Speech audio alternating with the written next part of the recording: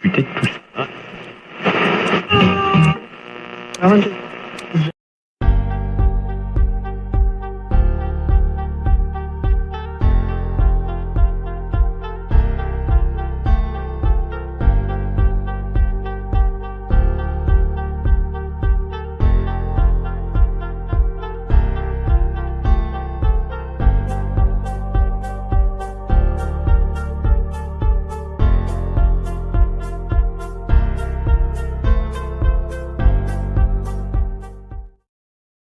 Whoa.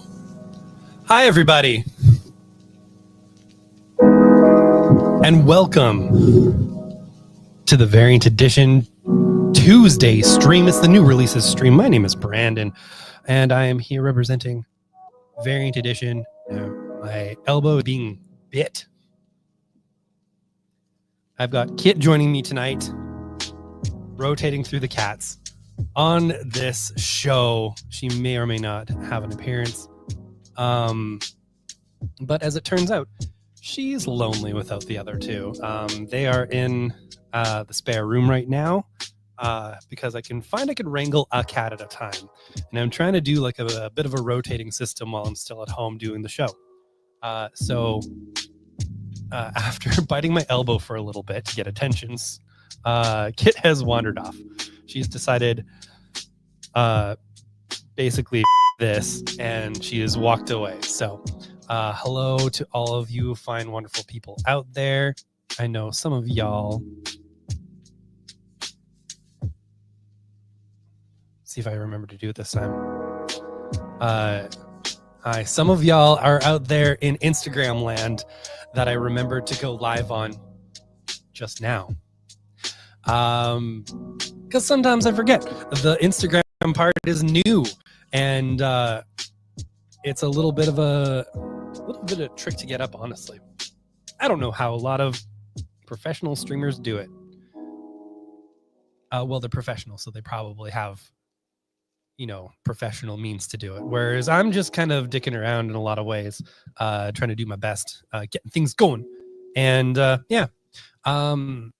it is Tuesday, December 10th. It is almost the end of the year. I don't know how that's possibly happened. It seems not real. This whole year hasn't really seemed real. The beginning of the year was obviously the flood. That ate things up until about May. And then, of course, a lot of other changes happened with the store. So we're here at the end of the year. It does feel like half of our year got set on fire, but things are good. I did make a promise in the title of this, the real reason behind comic delays revealed.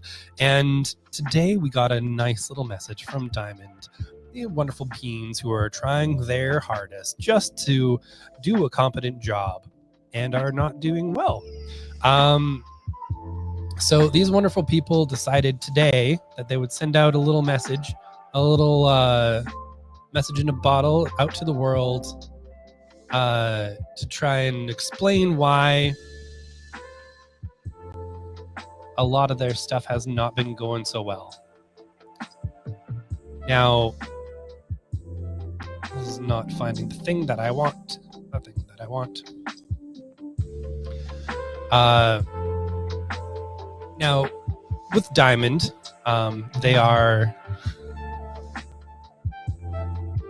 it's the one and only Foley. Howdy. Here we go. Diamond consolidation update. So for those of you who don't know, Diamond was the only comics distributor about 5 years ago. They had been the only comics distributor for about 20 years at that point, maybe a little more. And COVID happened. And boy, did things go sideways. Now, by all accounts, DC was actually looking into their options to move away from Diamond before COVID happened. And their contract came up, and they started exploring some options, and they moved away on a non-exclusive basis and then moved away on a permanent basis from Diamond Comics. They are the one yeah, truly the one comics company that we absolutely cannot, even if we wanted to, order through Diamond. And what followed shortly after was most of the companies moving away from them. DC is gone, Marvel's gone, Image is gone, Dark Horse is gone, IDW is gone. For those of you who know, those are the biggest single issue comics publishers in the business, a huge chunk of business. And a lot of others have moved a lot of their business over to Lunar as well. Lunar is one of the places that you can get DC Comics from. We get our stuff from Universal, the wonderful people up here in the Great North. I was actually part of a little soiree retailer call with them and DC to talk about certain things over this week. That was really illuminating. But anyways, this little message we got today, so fun, so fancy free. Dear Diamond customer, this afternoon I wanted to provide an update on the progress at our Olive Branch Distribution Center. Right, the thing I didn't talk about yet because I keep rambling. I've been told that I go off on tangents. And yes, I do often get a little away from myself because I got no scripts on this. I'm just kind of going. So Diamond was the biggest company, and now they've moved down to one warehouse. They've consolidated, and they made this announcement a month and a half ago, a little bit.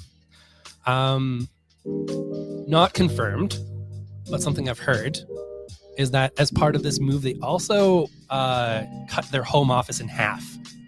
So they're really cutting down, really getting down to the nitty gritty because they've lost all of the big clients, basically. And Boom, one of their biggest right now, was bought by Penguin. And so when that contract dries up, they're going to be moving over to Penguin Random House, where Marvel is distributed. You know, these things. So they've been having some trouble with this consolidation. Diamond Comics have not arrived on time for the past this will be the third week basically that they've been serving people from just one warehouse, and the weeks leading up to this they also had significant delays in product that should have been out on those specific weeks, meaning a lot of places weren't getting books that they'd ordered, some of them being Marvel and Image books that were very readily available from any other distributor that you use. It just causes problems, right? We want product out when we're supposed to sell it. New Comic Book Day is Wednesday. They made a huge deal about this when DC decided to move things to Tuesday due to an upper management, like above the comics industry people, to move releases to Tuesday to unify it across all Warner Brothers brands, like movies and everything, like books, etc., whatever. And now they just can't hit Wednesdays. They just can't do it. They've basically released a thing saying that, for this week and next week and, the past 2 weeks, folks will be getting their stuff on probably Thursday, Friday, eventually. And here's what we got today. After the Dear Diamond customer. This is from Chris Powell, the Chief Sales and Service Officer. Let me begin by offering a direct apology. I know the shipping delays and inconsistencies over the past month have caused significant challenges and frustration, and I sincerely apologize for the impact that has had on your business operations. While we have made the decision to consolidate our distribution centers, the intent was to do so over a longer period of time in a slower part of the year. Unexpectedly, the owner of the Plattsburgh facility chose not to extend our lease on a month-to-month basis, having identified another tenant without even advertising the space. This drastically reduced the time needed to plan and execute these changes. The accelerated timeline for our move, compounded by holiday schedules and the and necessary invoicing and reporting adjustments created a perfect storm that has affected you in unacceptable ways. We are dedicated to getting things back on track, and our operations team have been working every day other than Thanksgiving to get us there. And then it goes through specific details of things that they're going to try and do over the next little while. Now, a couple problems that I have with this. The main one being, if hypothetically you are a large business and your lease is coming up and you figure, let's ride this out. You don't have like a contract that says that you can ride this out. You're just like, I don't know, crossing your fingers and hoping for the best. Yeah, this will be fine. We're gonna be great. We are gonna take our time to move away from this place. No contract, just the warehouse will charge us month to month, and things will be great. And then you've been told, oh, actually, we have a tenant, and you need to move pronto. I understand being behind the 8 ball on that one. You know, you can plan in certain ways, but then you kind of hit these spots where you hit a bit of turbulence. Okay, whatever. We didn't plan on not having a store location for roughly 5 months. How do you plan for that? The problem I have generally is twofold. One, this is a situation you put yourself in. You let your lease lapse. You knew that you were going to move, but you didn't prepare to do it in the time that you were contractually able to without much problems. 2, you got caught off guard. Happens. We all roll the dice sometimes, especially in small business. You just like take some risks occasionally and see if you can make it to the other side. Well, when you do that and things go sideways, instead of pretending like things are okay for, you know, several weeks, couple months, just be like, oh yeah, this was planned all along. We're going to take care of this and all these things are going to happen. Instead of just saying, hey, we've got this, and then screwing up weeks and weeks on end, and then eventually admitting, well, we were hoping for the situation. It didn't come to fruition. When you're running a business, pretending for weeks, months, that things are fine, and they're going to be fine. And then industry-wide, you're screwing up. Industry-wide, you can't hit your release dates. Not even to the closest customers you have. You can't hit your release dates. Because you screwed up logistically. Be upfront about it. Hey, this unexpected thing happened. Yes, that is our fault. We are working through it. Tell me day one. I say this out of frustration from early on in the year when there was the flood, and we had a lack of communication from our building management, from our landlord. The timeline was days, and then weeks, and then undetermined. You know, we'll get you there. You know, it'll be fine eventually. Sorry, but it wasn't. It didn't end up being okay. And each step of the way, we were letting customers know, here's what we know. Here's what we're told. Here's the situation. We're going to be operating here. We're going to be doing this. We're going to get your comics to you. We're going to do whatever we can to get things moving. We never missed a release date during that. We got books to people if they really wanted them.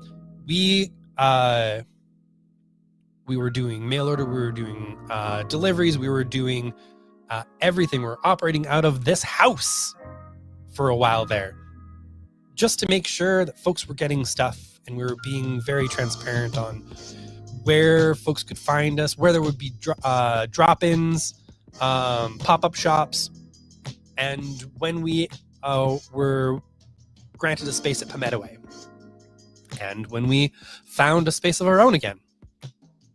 It's communication right from the start.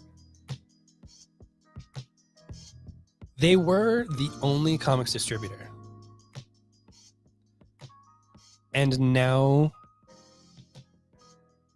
they just can't seem to get books out properly. Yes, there's extra circumstances here caused by their own doing. There's a lack of communication here. Outside of this, we had to send a message to them because we were almost going to cut ties from Diamond entirely. We still might, depending on the outcome of this. We're looking into our options.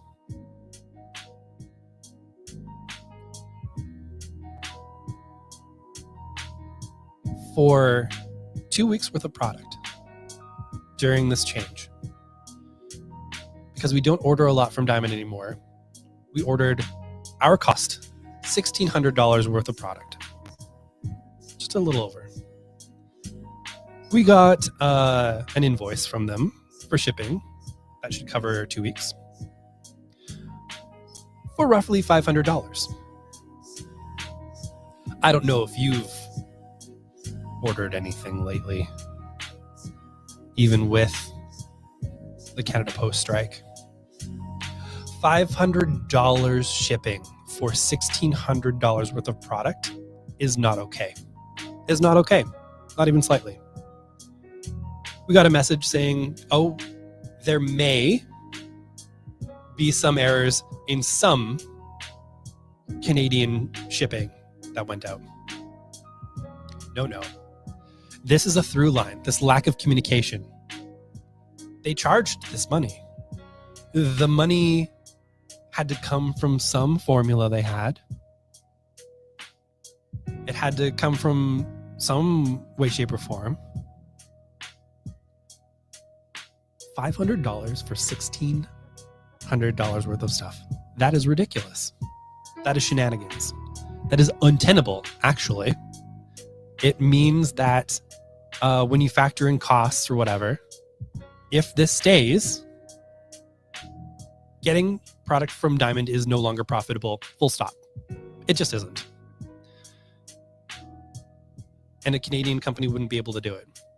And we're not the worst off. There's accounts a lot smaller than we are. And they paid almost 50-50 for product and shipping. You can't do that. You're automatically losing fistfuls of money. Just full stop. You're ordering from Diamond would mean you are being put in the ground. It's ridiculous.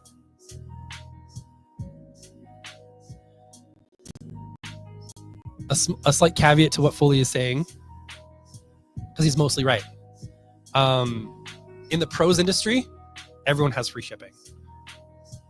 Some of them are over certain amounts, but generally speaking, new releases, free shipping, full stop.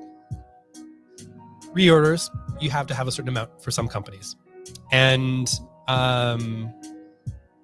ordering from Lunar and Universal, if you're ordering the DC product, the Image product from them, you do have some shipping, but it's not that much.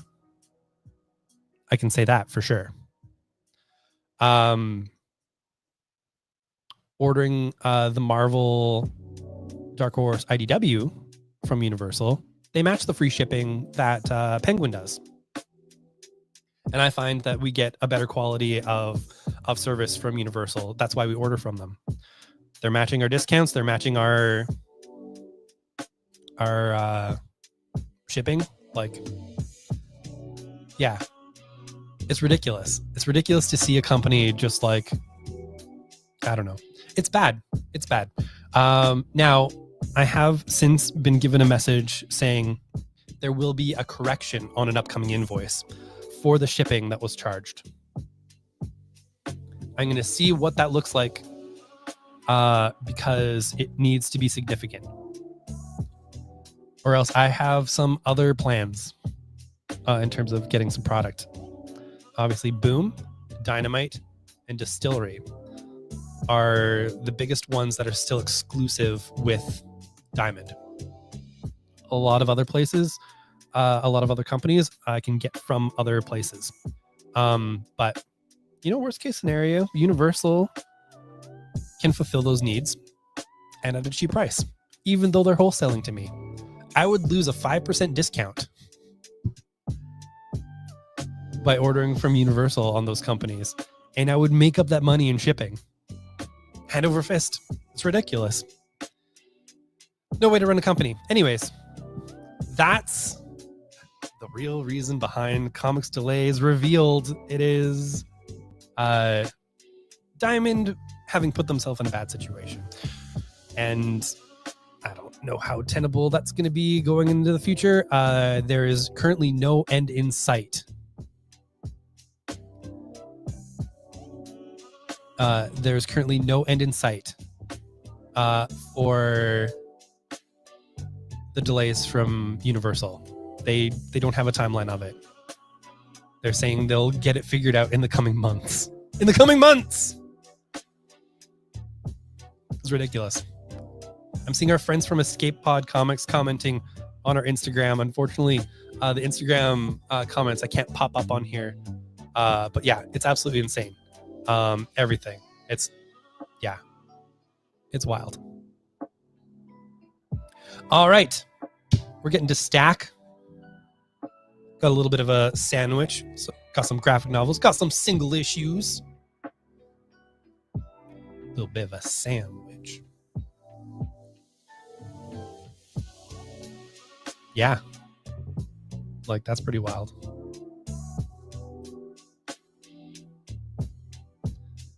Oh, so some of the DC stuff popping up is some weird little glitches that I'm having with Universal. And even with those little glitches, they're doing way better than all the other companies. Basically, every now and then, I'll get a shipment and just a book will be missing. Usually just a cover. Sometimes the entire batch of them. And I'll look and Universal will be like, oh, but you didn't order this. I'm like, no, see, the way that I go through the orders, I don't even trust the automated system that would take my numbers, spit them out into a form that I would upload, and it would auto-populate. I don't trust it. I go through bit by bit. I check every title, check subscriptions, check special orders. Each one, all the way down the line. Scroll up, I do it again. And yet, every now and then, a whole book is missing. My best guess is sometimes not all the books are on the order form that I get. Can't prove it because I already spend hours doing the final orders every week. And I wish I had the capacity, but I don't have the capacity to go through every order again and check it against where everything's coming from, what all should be on the order form, what I expect everything to be in order from my distributors to get the books to me. So there's problems everywhere, but I don't begrudge Universal anything. At all. All right, let's get to this sandwich. We have Junji Ito, Uncanny, The Origins of Fear.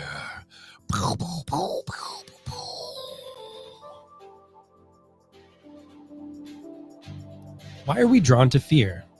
Horror manga legend Junji Ito has fascinated the world with his beautiful and strange tales, from his debut story Tomi to Uzumaki, Gyo, and other famous works.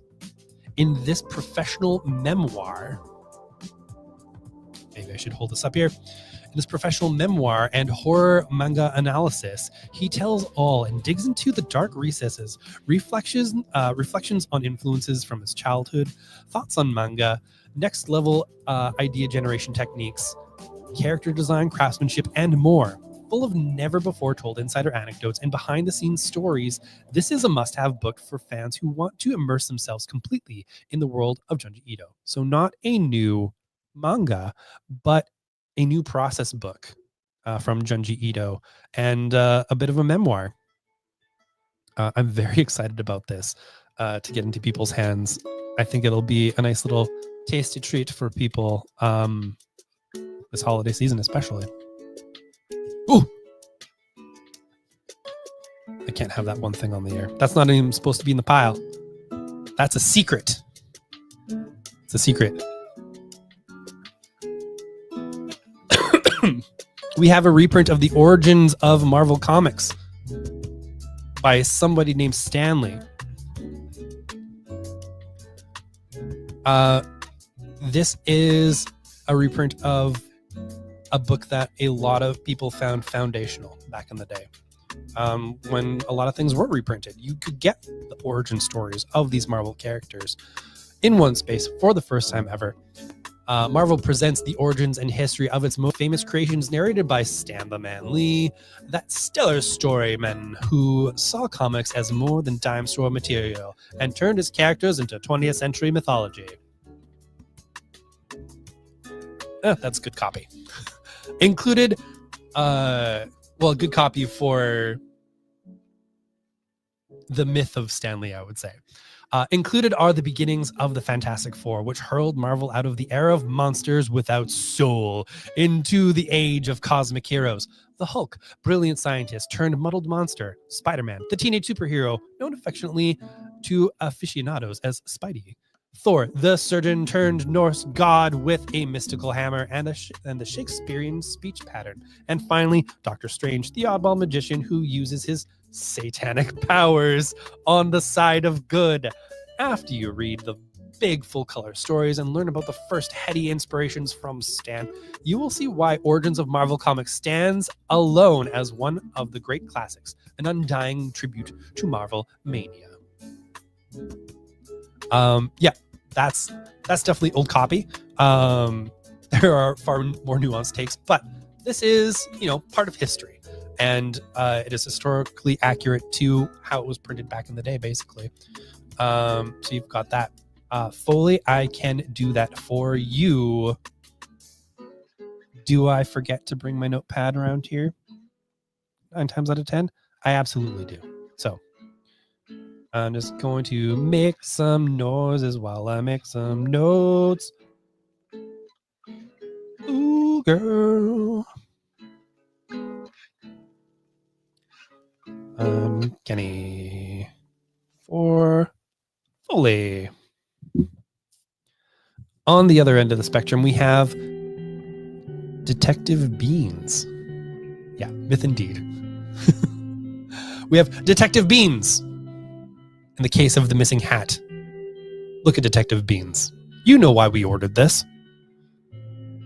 It's a cute little kitty detective comic. On the back, it has a little comic explaining how this goes. And it's Detective Beans going, "Oh, hello. I'm Detective Beans, but you can call me Beans. I'm available for your detecting needs 24/7. Asterisk, except for weekends weekdays when I have school, and not after 8 p.m. because mom says I'm not allowed late. I recently solved a big case, a really big case, and you can read all about it in this book. I'll just wait here. You can take your time." And then he goes, because he's sipping on a little sody pop, little juice box. He's just a little guy solving crimes.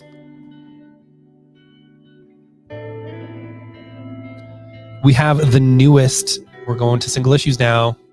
Fair warning.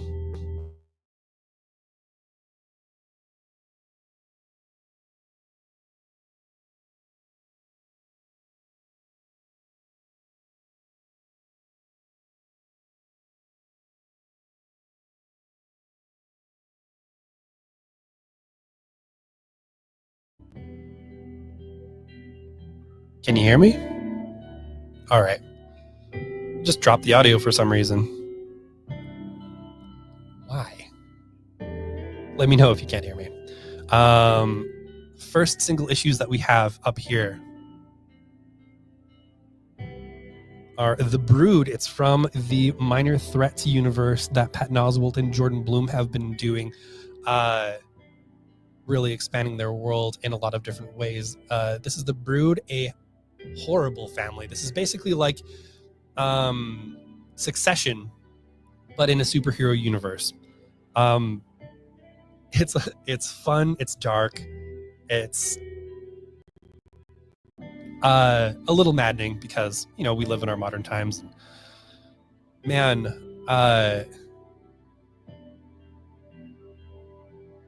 things could be easier. Things could be a lot easier on everybody, you know? If like a bunch of rich ding-dongs weren't causing problems for everybody. But we live in this world. I would like to say maybe the darkest timeline. Always so positive on this. Anyways, this is a bit of catharsis. This is a bit of working through stuff. This is a book where you get to see horrible people in a narrative. So there's comeuppance, there's problems, there's things. I really enjoyed it. And if you've been getting any of the Minor Threat stuff, I highly recommend popping those through. There you go. That's Sean with his references.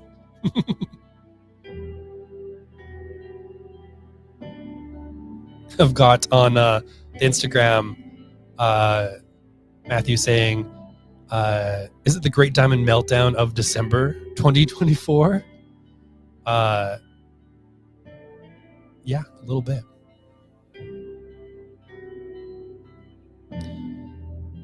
We've got Doll Parts from Lovesick creator Luana Vacchio. It is part of the Lovesick universe where let's say like it's revenge BDSM stuff. Folks taking power back in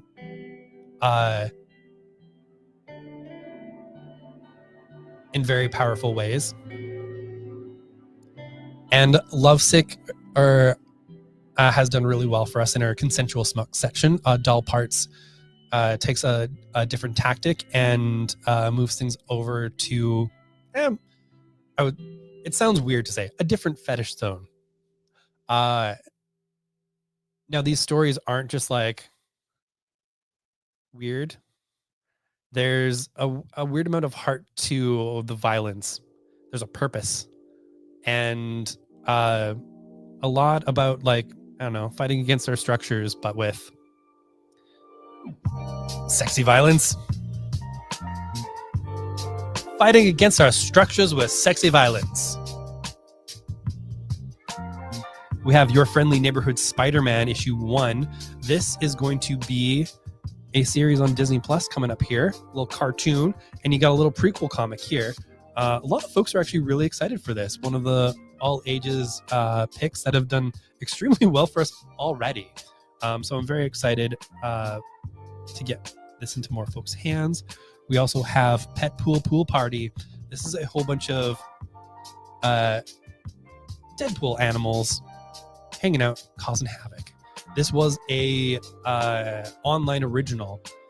Marvel doing their infinite scroll stuff like webtoons, and this is done by Mackenzie Cadenhead and Eden Balam, and it's just a little bit of fun. If you want to taste it, not for free, I guess, but it's on the Marvel Unlimited app, and you can check out a whole bunch of those stories. I've got a couple facsimiles here for you. The Green Lantern, the first appearance of Guy Gardner, and Captain America, the first appearance of Falcon. Both hanging out here for very specific reasons. This Captain America, this Falcon, he is going to be in some upcoming movies this year. And Green Lantern's hitting on some Guy Gardner stuff here real quick here. What I love about all of these is all of the little like ads and reprints and stuff. Just makes me so happy.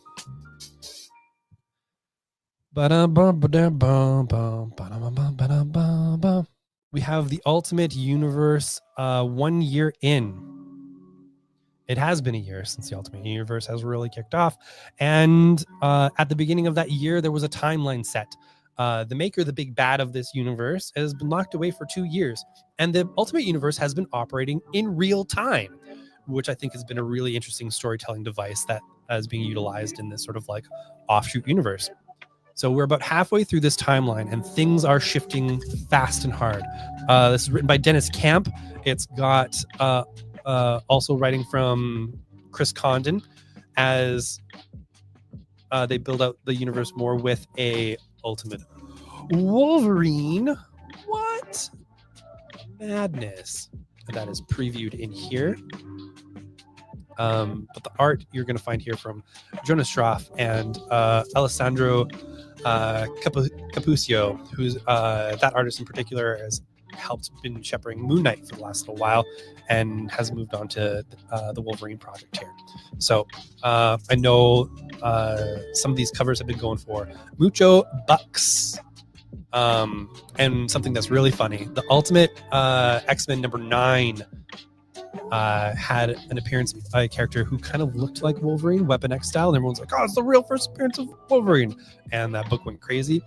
It is not that character. It's just a character who looks like Wolverine from Weapon X. People went bonkers because speculators do be like that. And now this one's going crazy. So we have this Ultimate book into all of our Ultimate people's files so that they don't miss any information. That's what we try and do for folks. When books go wild hot, we will get it into the hands of people who are very interested, but we're going to make sure our readers are covered just in case they want to read those things. Case in point, Superwoman special. This is written by Joshua Williamson and features art by a myriad of people: Edwin Gelman, Laura Braga, and Nicola Sizmierzja. It is a very Russian name. For folks who have been wondering as they've been reading the Superman series, how did Lois Lane end up getting powers? Well, it's explained here. So we have this in our Superman readers file so that you don't miss that very important information. We also have the first issue of Laura Kinney Wolverine. This is the one true Wolverine. I won't hear any back talk about this. Getting her own series for a little while from Erica Schultz. At least I'm pretty sure. Let me double check. Yeah, Memory Baby and Gaeta Belvizio. Taking place in this modern X universe where, she's going to go around doing some low-key Wolverine stuff. Not like the really stabby stuff, but some calmer stories. Finally, for single issues, we have Batman Dark Patterns by Dan Waters, one of my favorite writers, and Hayden Sherman, one of my favorite artists. Now, you might know Hayden Sherman as the main artist of Absolute Wonder Woman. And I know you're asking, wait, he's doing this series too? I would say for at least 4 issues, because this 12-issue series seems to be in different chunks. And I'm thinking they might be doing different artists for each one. Because I can't see a world, although he is extremely talented, where Hayden Sherman can do Absolute Wonder Woman and have the amazing imagery that he has here. Dark Patterns have the amazing imagery that he has here, which is actually sort of more of a hit to the 90s style, but still being uniquely his own. It is absolutely stunning work. I wish I could show you today, but technically I can't show interiors until day of release, and DC stuff's not released on Tuesdays anymore. Gorgeous work. And he's still doing the second part of Into the Unbeing from Dark Horse, which was a 4-issue miniseries that just wrapped up a little while ago. That is this beautiful series that takes place in the future after an environmental collapse. And this environmental kind of action group ends up getting this trigger, this warning that shows a structure that has just emerged. And as they get closer to the structure, you're looking around at the surroundings and you're like, is that hands? Is that a face? Or is this a thing? And they end up going into the structure. and you realize that this is a body of some kind. And so it's this weird kind of environmental body horror thing, this exploration of environment and reconciling a lot of fears that we might have about what's coming up in this weird kind of horror way. Beautiful. And I was worried that after the first 4 issues, because it was a part 1, that he'd walk off because I see him doing this. I see him doing Absolute Wonder Woman. No, he's still doing that too. So he's got 3 books coming out right now. And they're all amazing. What a guy. We have the first omnibus edition of Wet Moon Volume 1 from Sophie Campbell. This is the 20th anniversary edition. For the first time ever in full comic size. This has been released a few times in smaller volumes.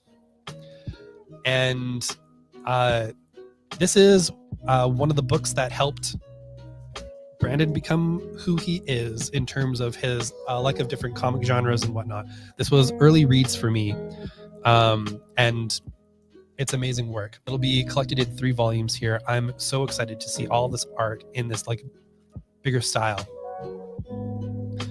When Cleo Lovedrop begins art school in the gothic, swampy southern town of Wet Moon, she has to balance coming into her own with navigating the messy love lives of her friends. Teen angst and secrets abound, and Cleo's still hung up on her mysterious ex-boyfriend Vincent. But when a cute new girl moves in next door, suddenly roses begin to appear at Cleo's doorstep.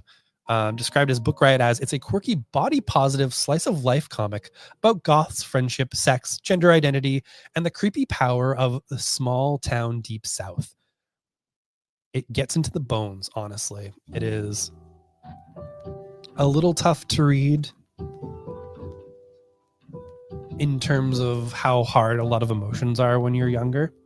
But I think is an essential, for me anyways, it was an essential read that helped me crack into different experiences and how people will have different experiences because of how they're shaped different, how their gender is different, how their love is different, how they interact with the world in general. Beautiful series. So happy to see it in this nice full size.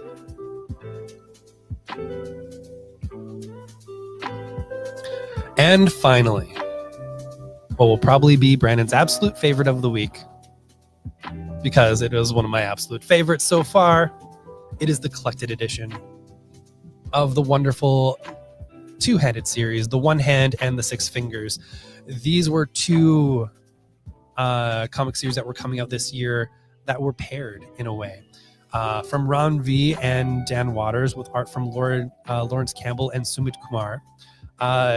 This told a story from 2 different perspectives, one from a detective hunting down a killer, and one from, let's say, the killer's perspective. I didn't get to read the end of this because I was enjoying it so much. I was getting the different versions of the covers because each artist would do a cover for each of the books. And they would pair up, and I really liked the conceit. I really liked the back and forth narrative. And I was reading it, and then people would be asked, hey, what's one of your favorite books right now? And I'd be like, oh my goodness, it is The One Hand and The Six Fingers. They'd be like, oh, can I get any back issues? And I'll go, I can get it for you. And then I just give them my stuff. So I have yet to read the end of this. So I'm just going to let this describe itself for now. 2 of the hottest writers in comics, Ron V and Dan Waters, have teamed up with artists Lauren Campbell and Sumit Kumar to present the most unique crime thriller on the market. Now collected as it was intended to be read, with the 2 miniseries issues as alternating chapters. The One Hand and The Six Fingers tells the story of Neo Novena detective. That's the place. The Neo Novena detective, Ari Nasser, a grizzled homicide detective who's about to retire with an enviable record until a brutal murder bearing all the hallmarks of the one-hand killer occurs, which should be impossible since Ari has already put him away not once but twice in years past. Meanwhile, failing archaeology student Johannes Vale has always been in control of his life. But when he commits a brutal murder using the MO of the notorious serial killer, everything begins to spiral out of control. And Johannes doesn't remember doing it. What follows is a deadly cat and mouse game told through two intertwined narratives. Both men will stop at nothing to unravel the secrets and ciphers of this case. But each revelation only leads further into the dark heart of this future metropolis.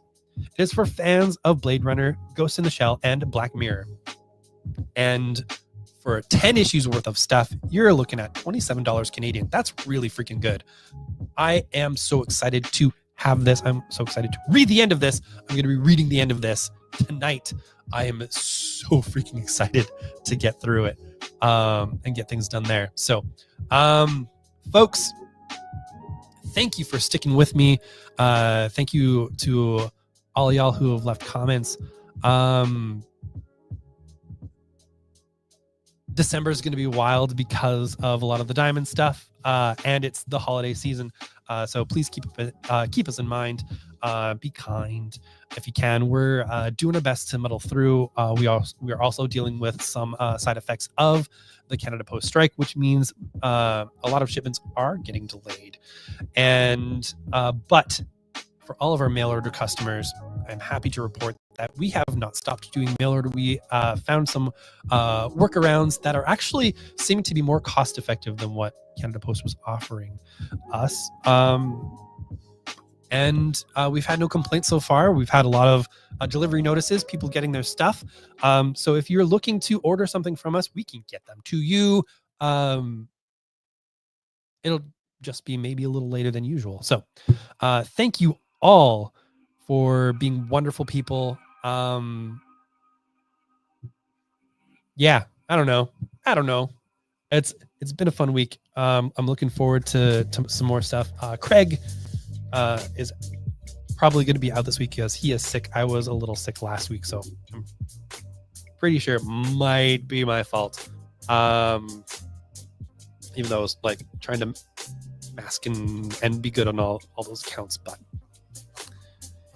the sickness, it's occurring this season. So we're going to try and keep all of y'all safe and go from there. All right.